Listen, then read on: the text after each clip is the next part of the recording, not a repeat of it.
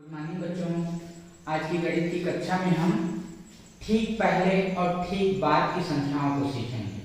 अब हम ठीक पहले और ठीक बाद किसे कहेंगे, इसे जानने से पहले हमें पहले और बाद को समझना होगा कि हम पहले किसे कहते हैं और बाद किसे कहते हैं। तो चलिए, हमारे पास कुछ बच्चे हैं और इन बच्चों के माध्यम से पहले और बाद को समझते हैं। ठीक है, तो यह राम है, राम को देख रहे हैं। अब राम के हम पहले कहेंगे तो राम के पहले मतलब राम के आगे में कौन कौन है, तो हम देख रहे हैं राम के आगे है शालू, राजू और रमेश। ये तीनों 1 2 3 ये जो तीनों हैं वह राम के आगे हैं। ठीक है, अब राम के पीछे पीछे बाद कौन कौन है, तो राम के जो बाद हैं वह है कमल और निधि। यह राम के पहले हो गए और ये हो गए राम के बाद। अब हमें मालूम करना है ठीक पहले और ठीक बाद। तो यह जो राम है उसके ठीक पहले उसके सामने कौन है, तो आप देखेंगे उसके ठीक सामने है कौन है, आगे में शालू है। और राम के ठीक बाद उसके जस्ट पीछे उसके बाद कौन है, तो उसके बाद है कौन है, कमल। ठीक है, यह ठीक बाद है कमल और राम के ठीक पहले है शालू। इसी तरह से हम संख्याओं के साथ भी होता है, बहुत सारी संख्याएं हैं, उनके पहले भी बहुत सारी संख्याएं होती हैं और उसके बाद भी बहुत सारी संख्याएं होती हैं, लेकिन उसके ठीक पहले कोई एक संख्या होगी और उसके ठीक बाद भी कोई एक ही संख्या होगी। जैसे यहाँ भी है, उसके पहले तो बहुत सारे लोग हैं पर उसके ठीक पहले कौन है, तो केवल शालू है और उसके ठीक बाद कौन है, तो कमल। तो चलिए इसे और उदाहरण के द्वारा समझते हैं। हमारे पास कुछ संख्याएं हैं जैसे कि है 25, 37, 50। तो इसके ठीक पहले को देखते हैं 25। तो 25 के पहले उसके आगे क्या होता है और 25 के बाद क्या होगा, ये दोनों देखना है। तो 25 के पहले क्या होता है, बिल्कुल सही, 25 के पहले होता है ठीक पहले वह है 24। ऐसे पहले तो बहुत सारी संख्याएं हैं लेकिन उसके ठीक पहले कोई एक संख्या है और वह है 24। इसी तरह से 25 के ठीक बाद, तो 25 के बाद होगा 26। अब इसे और अच्छे से समझना है तो एक बार इसको पढ़ कर देखिए, 24, 25, 26। ठीक है, अब इसे निकालें कैसे। 25 के बाद ठीक बाद 26 आता है या 25 के ठीक पहले 24 आता है। तो जब हम ठीक बाद की संख्या निकालेंगे तो इस संख्या में एक हमें जोड़ना है, क्योंकि हमारी गिनती भी एक एक जोड़ के साथ चलती है। 1 और 1 2, 2 और 1 3, इसी तरह से 25 और 1 26। अब ठीक पहले की संख्या मालूम करनी है तो यहाँ पर हमें इस संख्या में एक घटाना होगा। तो 25 में जब हम एक कम करते हैं तो वह होता है 24। तो इस तरह से हो गया 25 से ठीक पहले 24 और 25 के ठीक बाद 26। ठीक है, आगे जैसे हमारे पास संख्या है 37। यहाँ भी वही क्रिया दोहरानी है। 37 से ठीक पहले तो एक कम कर दीजिए तो यह हो जाएगा कितना, 36।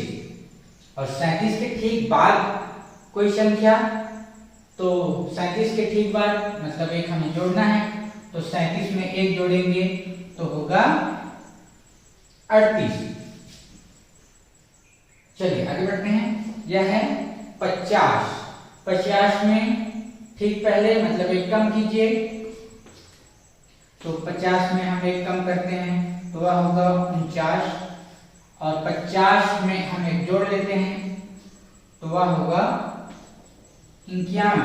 मतलब 50 से ठीक पहले होगा 49 और 50 के ठीक बाद होगा 51। इसको ऐसे भी पढ़ लीजिए, 49, 50, 51। जो हम गिनती पढ़ते हैं उसी लाइन में है, मतलब यह सही है। आगे 62। तो 62 से ठीक पहले एक कम करते हैं तो यह होगा कितना 61 और 62 के ठीक बाद मतलब एक जोड़ लेते हैं, गिनती को पूरा करते हैं तो 62 और एक हो जाएगा 63। 61 62 63 तो यह भी पूरा हो गया। अब देखिए 15 एक छोटी सी संख्या ली है, 15 से ठीक पहले होगा 14 एक कम कर दिए और 15 के ठीक एक बाद एक जोड़ लेते हैं तो 15 और एक 16।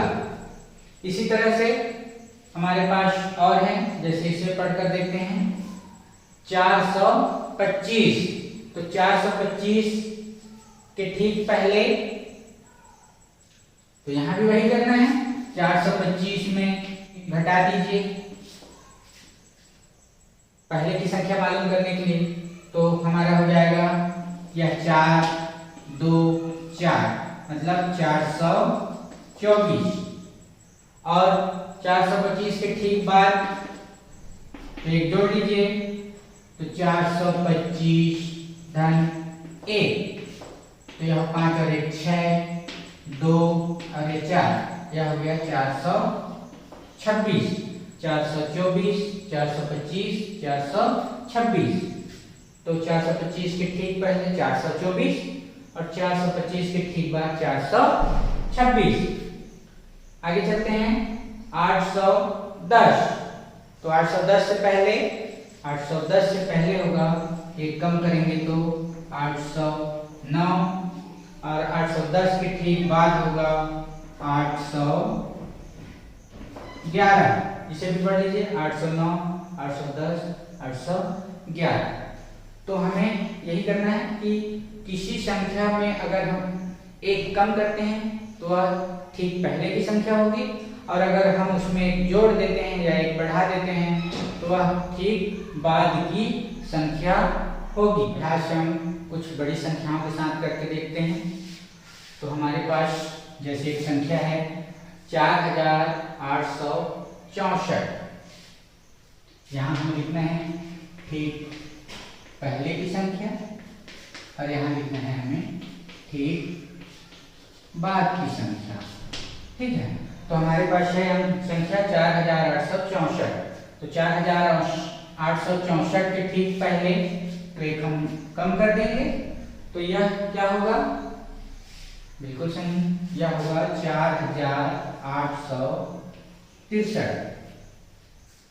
इकाई में कम कर दिए तो 4863 और यहाँ ठीक बाद के लिए हमें एक जोड़ना होगा तो यह हो गया 64 है तो 65 हो जाएगा, बाकी तो सैकड़ा और हजार ही रहेगा, और यह 5 तो यह हो गया 4865। इसे एक लाइन से पढ़कर भी देख लीजिए 4863 4864 4865। फिर आगे चलते हैं, यह है 6245। तो ठीक पहले होगा 6245 से पहले 44 एक कम कर दिए और ठीक बाद मतलब एक जोड़ना है जैसे हम पहले करते आए हैं 6245 तो यह होगा 6246। यह हो गया ठीक बाद की संख्या या ठीक पहले की संख्या। अब यहाँ देखिए,